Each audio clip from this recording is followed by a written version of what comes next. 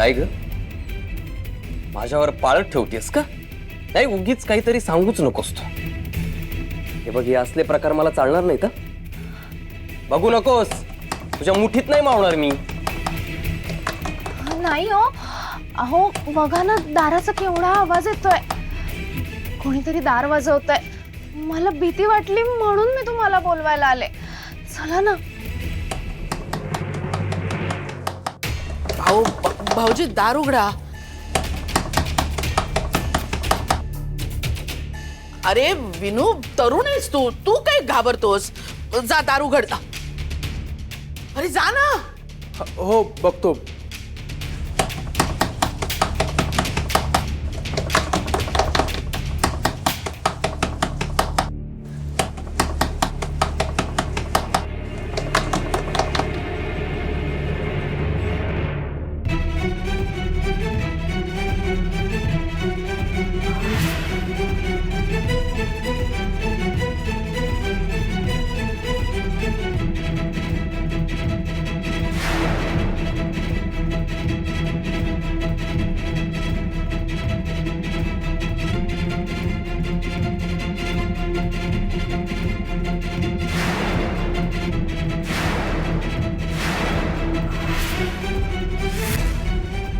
अगं यमुनाताई, अशी कशी आली आणि इतकी भकास का दिसतेस तू?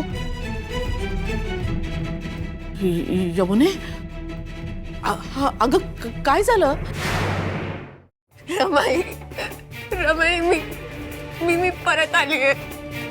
काय आमची रमाई, मी परत नाही राहणार सासरी.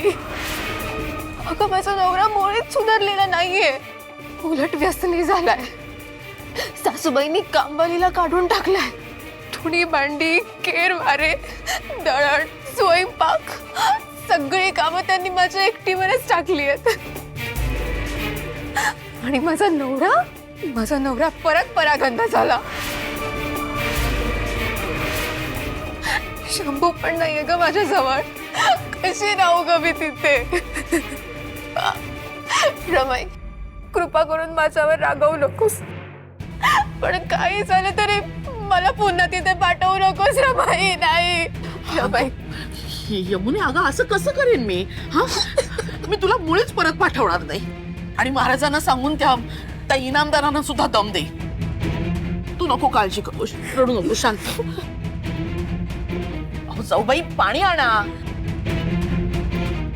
काय अवस्था झाली माझ्या लेकीची, बिचारी. बघवत पण नाही ग तुझ्याकडे. असं कसं कोणी आपल्या सुनेला वागवू शकत?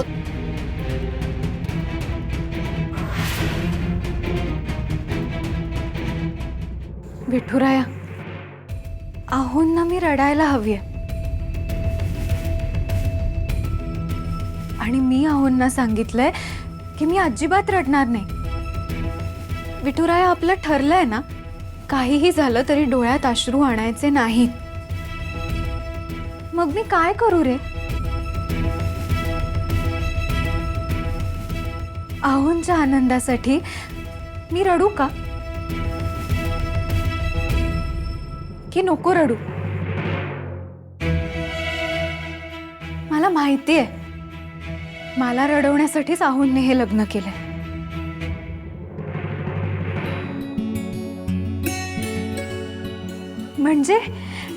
म्हणजे पुन्हा तेच, आहोंच्या मनात मीच आहे. आणि मला खात्री आहे विठुराय, माझ्या मनातल्या प्रेमाची जाणीव तू आहोंना नक्की करून देशील, हो ना?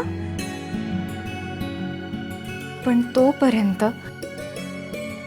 हा छळ सहन करण्याची शक्ती आणि बळ मला दे रे विठुराय.